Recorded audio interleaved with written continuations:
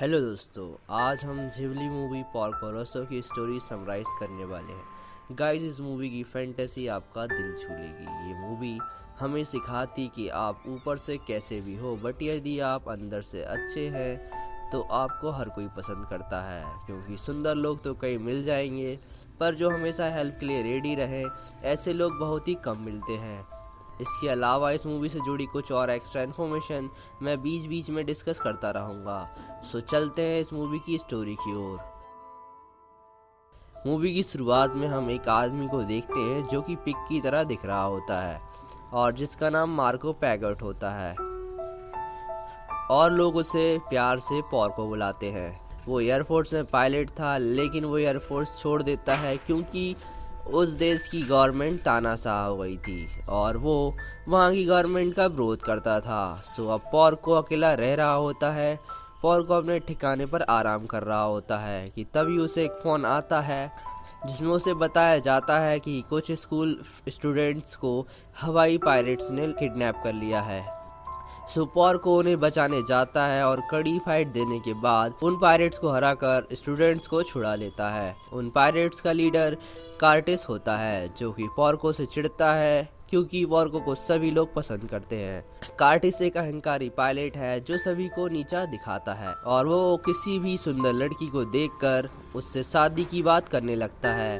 पोर्को सी pirates को हराने के बाद वो उसकी फ्रेंड जीना के होटल में आ जाता है। जीना एंड्रियानो क्लब में सिंगर होती है। जीना और पोर्को बचपन के दोस्त होते हैं। पोर्को हमेशा से उसे पसंद करता है, लेकिन वो इस बारे में उसे कभी नहीं बता पाया।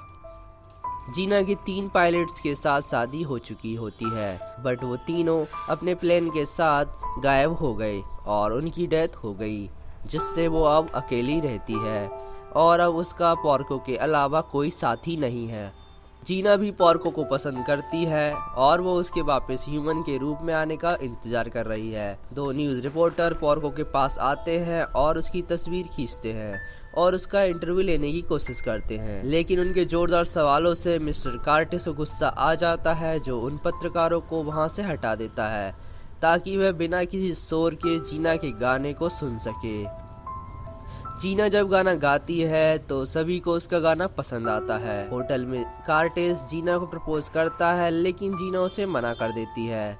यहाँ पोर्को अकेले खाने के लिए चला जाता है, लेकिन कुछ ही देर में जीना वहाँ आ जाती है और उससे बात करती है।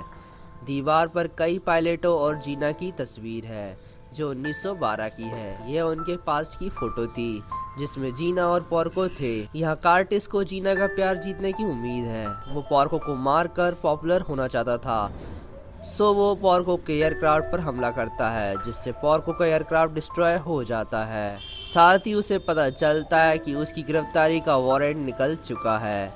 सो पोर्को एयरक्राफ्ट के पार्ट्स के साथ ट्रेन से यात्रा जारी रखता है। वो मिस्टर पिकोला से मिलने के लिए सावधानी से मिलान जाता है। मिस्टर पिकोला मैकेनिक होते हैं। पोर्को को पता चलता है कि मिस्टर पिकोला के बेटे बेरोजगारी के कारण कहीं और काम करने के लिए गए हुए हैं। इंजीनियरिंग का काम उसकी पोती फियो को करना होगा। पोर्को को शुरू में फियो पर विश्वास नहीं था, लेकिन उसके समर्पण को देखने के बाद पोर्को को भी फियो पर यकीन हो जाता है। पोर्को के एयरक्राफ्ट को बनाने के लिए मिस्टर पिकोला अपने रिलेटिव्स को बुला लेते हैं। यहाँ सारी की सारी लेडीज होती हैं जो कि पोर्को का एयरक्राफ्ट बनाने वाली थी। वो लेडीज बहुत मेहनत करते हुए पोर्को का एयरक्राफ्ट बना रही होती हैं और फियो भी अपने काम को पूरा मन लगाकर कर रही होती है। यहाँ पोर्को एक थिएटर में मूवी देख रहा होता है कि तभी एक पायलट वहाँ आ जाता है जो पोर्को को एयरफोर्स ज्वाइन करने के लिए कहता है, लेकिन अब क्योंकि वहाँ तानाशाह गवर्नमेंट की सरकार थी, सो पोर्को उसे ज्वाइन करने से इनकार करता है और कहता है कि इससे अच्छा तो वो पिग ही ठीक है। इसके बाद वो ऑफिसर वहाँ से चला जाता है और इसके बाद हम देखते हैं कि पोर्को जब उस थिएटर से आ रहा होता है तो उसे फियो मिलती है, जो उसके क्राफ्ट के ट्रायल के लिए वो ट्रक लाई हुई थी। वो उस ट्रक से बेस की ओर जाने लगते हैं, लेकिन उन्हें पता चलता है कि उनका पीछा पुलिस कर रही है। सो पोर्को उनसे बड़ी चालाकी से पीछा छुड़ा लेता है। अब उनका प्लान उड़ने के लिए रेडी हो जाता है, लेकिन फियो उसके साथ उसकी उड़ान में शामिल हो जाती है, ये कहते हुए कि अगर पुलिस उनकी टीम को क्राफ्ट बनाने के जुर्म में गिरफ्तार करती है, तो वो ये कह सकते हैं कि पोर्को ने उन्हें मदद करने के लिए मजबूर किया और फियो को बंधक बना लिया। सो पोर्को को मजबूरन उसे क्राफ्ट में ले जाना पड़ता है। वो सभी लेडीज उस प्लेन को उड़ाने में हेल्प करती हैं और आखिरकार पोर्को का प्लेन उड़ जाता है और वो अपने सफर के लिए निकल जाते हैं। यहाँ जीना को हॉलीवुड मूवी में काम करने का ऑफर मिलता है, लेकिन जीना उस ऑफर को ठुकरा देती है। साथ ही वहाँ पोर्को अपने प्लेन के साथ गुजरता है।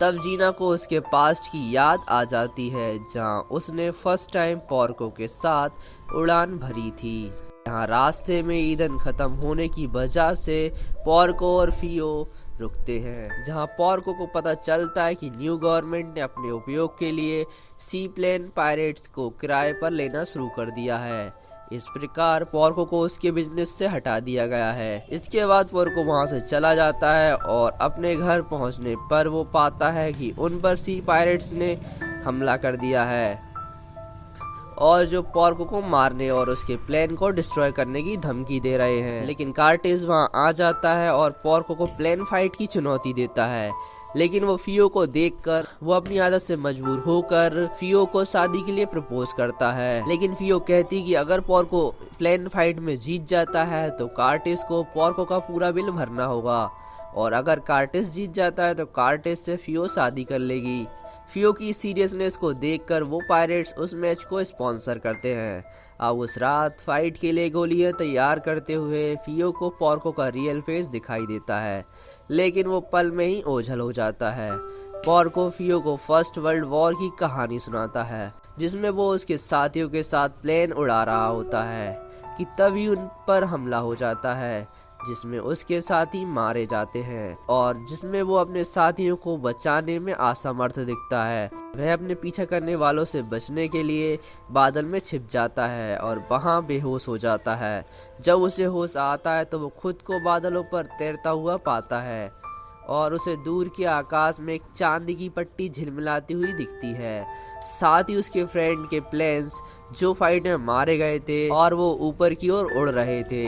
पोर्को जल्दी ही देखता है कि वो पट्टी वास्तव में हजारों प्लेन्स हैं। यहाँ पोर्को अकेले समुद्र के ऊपर उड़ते हुए जागता है। पोर्को फियो से कहता है कि शायद उसके फ्रेंड्स हेवन में जा चुके हैं और क्योंकि वो उनकी हेल्प नहीं कर सका सो शायद उसे नर्क में जाना होगा। सो गाइस, इसीलिए पोर्को ने खुद को पिग में बदला हुआ था। फियो उसे अच्छा इंसान बताती है और वो सो जाती है। अगले दिन फाइट की जाती है और फाइट देखने के लिए एक बड़ी भीड़ इकट्ठा होती है। पोर्को और कार्टिस के बीच प्लेन फाइट शुरू हो जाती है, लेकिन जब दोनों विमान की मशीन गन जाम हो जाती है तो वो लंबी फाइट जल्दी ही एक मुक्केबाजी मैच में बदल जाती है। कार्टिस उसे नीचे गिरा देता है और फर्स्ट राउंड जीत जाता है, लेकिन एंड में वो दोनों ही उतले हुए पानी में गिर जाते हैं। लेकिन तभी जीना वहां आ जाती है और पोर्को को बुलाती है, जो पहले उठ जाता है और उसे विजेता घोषित कर दिया जाता है। वहीं भीड़ को एयरफोर्स के आने की चेतावनी देने पर सभी वहां से चले जाते हैं। पोर्को फियो को जीना को सौंप देता है और उसका ख्याल रखने के लिए कहता है। जीना और फियो वहां से चले जाते हैं। फिर मिस्टर कार्टिस को पोर्को का चेहरा दिख जाता है और वो पोर्को का पीछा करने लगता है ताकि वो उसका चेहरा पूरी तरह से देख पाए। साथ ही पोर्को को याद आता है कि वायुसेना उसको गिरफ्तार करने आ रही है, इसलिए वे सभी अपने विमानों से निकल पड़ते हैं।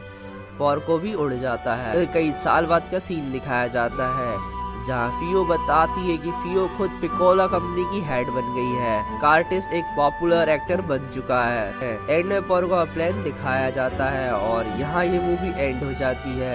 यहाँ ये इंडिकेट नहीं किया गया होता कि पोर्को और जीना फिर कभी मिले या नहीं, या पोर्को फिर से अपने पहले वाले रूप में आया या नहीं। आई होप आपको ये वीडियो पसंद आई होगी। यदि आपको ये वीडियो पसंद आई हो प्लीज़ वीडियो को लाइक कर देना।